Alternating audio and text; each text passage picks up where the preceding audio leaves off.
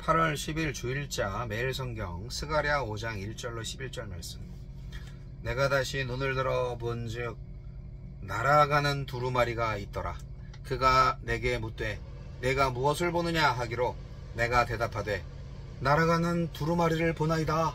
그 길이가 20규빗이요 너비가 10규빗이니이다. 그가 내게 이르되 이는 온 땅 위에 내리는 저주라. 도둑질을 하는 자는 그 이쪽 글대로 끊어지고 맹세하는 자는 그 저쪽 글대로 끊어지리라 하니 만군의 여호와께서 이르시되 내가 이것을 보냈나니 도둑의 집에도 들어가며 내 이름을 가리켜 망령되이 맹세하는 자의 집에도 들어가서 그의 집에 머무르며 그 집을 나무와 돌과 아울러 사르리라 하셨느니라 하니라. 내게 말하던 천사가 나와와서 내게 이르되 너는 눈을 들어 나오는 이것이 무엇인가 보라 하기로 내가 묻되 이것이 무엇이니까 하니 그가 이르되 나오는 이것이 에바이니라 하시고 또 이르되 온 땅에서 그들의 모양이 이러하니라. 이 에바 가운데에는 한 여인이 앉았느니라 하니 그때 둥근 납 한 조각이 들리더라. 그가 이르되 이는 악이라 하고 그 여인을 에바 속으로 던져놓고 납조각을 에바 아귀 위에 던져 덮더라. 내가 또 눈을 들어본즉 두 여인이 나오는데 학의 날개 같은 날개가 있고 그 날개에 바람이 있더라. 그들이 그 에바를 천지 사이에 들었기로 내가 내게 말하는 천사에게 묻되 그들이 에바를 어디로 옮겨가나이까 하니 그가 내게 이르되 그들이 시날 땅으로 가서 그것을 위하여 집을 지으려 함이니라. 준공되면 그것이 제 처소에 머물게 되리라 하더라. 성전보다 성결이 먼저. 자, 날아가는 두루마리 환상은 죄에 대한 심판을, 에바 속 여인 환상은 죄의 정화를 의미합니다. 두 환상을 통해 성전 재건에 앞서 죄가 제거되어야 함을 강조합니다. 하나님은 어떤 분입니까? 골문 환부를 도려내듯 백성의 삶을 곪게 만든 죄를 제거하십니다.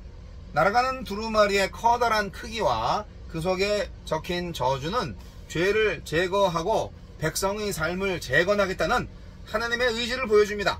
두루마리는 하나님의 의지를 모든 사람이 볼 수 있도록 펼쳐진 채로 곳곳을 날아다녔습니다. 죄의 청산 없이 거룩한 공동체를 만들 수 없고요. 정결의 과정 없이 하나님과 바른 관계를 맺을 수 없습니다. 하나님은 죄 지은 자들을 찾아내십니다. 하나님의 저주가 적힌 두루마리는 도둑의 집으로 갑니다. 망령되이, 즉 거짓으로 맹세하는 자의 집으로도 들어가서 그들의 죄에 대한 책임을 묻습니다. 하나님이 계시지 않은 것처럼 죄를 지을 수 있지만 하나님 앞에 감출 수 있는 죄는 단 한 개도 없습니다. 에바, 즉 광주리를 먼 시날 땅으로 이동시키는 것은 유다 백성의 삶에서 죄를 멀리 보내므로 백성을 정결케 하시겠다는 하나님의 의지입니다. 이는 죄악으로 물든 삶이 다시 거룩으로 물들고 죄로 채워진 삶이 다시 율법으로 채워지기를 바라시는 하나님의 마음을 보여줍니다. 나에게 주시는 교훈은 무엇입니까? 에바는 곡식의 양을 재기 위한 측량기구입니다. 하나님의 백성은 에바의 곡식을 담으면서 곡식과 함께 정직을 담아야 했습니다. 하지만 그들은 에바의 곡식과 함께 자신들의 욕심을 담았습니다. 에바에 담긴 욕심이 커질수록 그들 삶의 죄악도 커졌습니다. 에바가 일상에서 폭넓게 사용된 것처럼 죄는 백성의 삶 곳곳에 침투했습니다. 세상과 우리를 구별해 주는 것은 건물 성전이 아니라 우리의 인생, 우리의 몸 성결입니다. 단순히 죄를 짓지 않는 소극적인 경계가 아니라 하나님 나라의 가치관대로 살아가는 적극적인 거룩이 필요합니다. 죄악은 뒤주에 갇혀 추방되지만 신할 땅, 즉 바벨론 땅의 신전에서 숭배받습니다. 자, 그리스도의 십자가에서 그 그리스도의 십자가를 통해서 죄에서 해방되었다고 말하면서 몰래 죄를 자기 신전에 모시고 살면 어때요? 여전히 바벨론에 속한 사람입니다.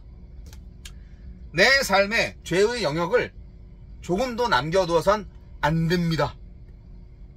주여, 거짓과 불의를 버리고 정직과 진리로 일상을 채우게 하소서. 20규비, 10규비짜리 정사각형 정도 되는 두루마리가 하늘을 날아다녀요. 장엄한 광경이죠. 네. 옛날 성경은 양피지로 이제 쓰여졌고, 인쇄술이 없었으니까 손으로 쓰여졌겠죠. 근데 환상이니까 그 엄청난, 한 규빗은 손 끝에서 여기, 팔꿈치까지, 여기 한 규빗인데, 이게 20규빗이면은 보통 이게 한 40cm 정도 된다고, 40-50cm 정도 된다고 하면은 엄청난 크기죠. 그런 엄청난 크기의 두루마리가 하늘을 날아다녀. 아유, 참. 장관이겠네요. 그러면서 심판하는 거죠. 예, 거짓 맹세하는 자들 심판하는 거죠. 예, 도둑질하는 자들 심판하는 거죠. 말씀이 누구예요? 예수 그리스도죠. 죄인을 심판하십니다. 네. 두루마리가 저주의 도구네요. 저주가 기록됐어요. 이 끝에서 꽝, 저 끝에서 꽝. 성전 건축이 중단된 이유가 뭐냐고 물으신다면 그들이 저주받아 마땅한 죄를 지었기 때문이다 라고 하나님은 답변하십니다. 대표적인 것이 바로 도둑질과 거짓 맹세였던 거예요. 거짓 맹세는 결국 거짓말이죠. 하나님과의 관계와 공동체의 관계가 망가진 거예요. 성전 지은 뭐예요? 하나님과의 관계가 개선되지 않았는데 거기서 드리는 예배가 그게 진정한 예배겠어요? 꽝이죠. 의식일 뿐입니다. 에바는 측정 도구입니다. 언약 기준에 맞춰서 볼 때 이스라엘을 이제 가늠하는 거죠. 이스라엘을 재는 거죠. 잣대가 되는 거예요. 그 에바 속에 있는 한 여인은 누구일까요? 네, 온 땅에 가득한 죄인을 의인화한 겁니다. 죄악은 단지 죄를 범한 행동이나 결과에 그치지 않고 세계와 그 안에 살고 있는 사람들을 미혹하는 힘과 영향력을 가지고 있습니다. 하나님은 이 여인을 에바 밖으로 나오지 못하게 하셨지만 우리는 어때요? 얼마든지 뚜껑을 열어서 그 여인을 밖으로 나오게 할 수도 있어요. 아무리 이스라엘이 돌로 된 성전을 다 완성한다 해도 이 여인과 하나님을 동시에 섬긴다면 우상과 하나님을 겸하여 섬기는 거죠. 그럼 하나님은 가만히 계시겠습니까? 건물 안에, 건물 성전 안에 하나님은 절대로 안 계실 겁니다. 그 여인을 버리지 않는 이상. 하나님은 그 여인이 든 그 에바를 신할 땅, 즉 바벨론으로 옮겨버리십니다. 뿅! 차버리는 거죠. 이스라엘의 만연한 죄는 바벨론 포로에서 돌아온 사람들이 주도한 것 같아요. 예, 그러니까 바벨론을 다시 보내는 거죠. 바벨론의 그 우상 숭배하던 이방 신을 섬기던 그 버릇들, 그런 거죠.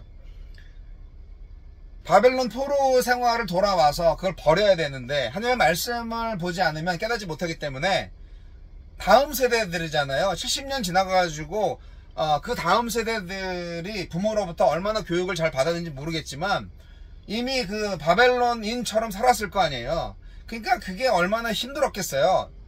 하느님 백성으로 다시 살아야 된다는 게 힘들었을 거예요. 하지만 그렇다고 봐주지 못하죠. 하느님은 거룩한 분이니까.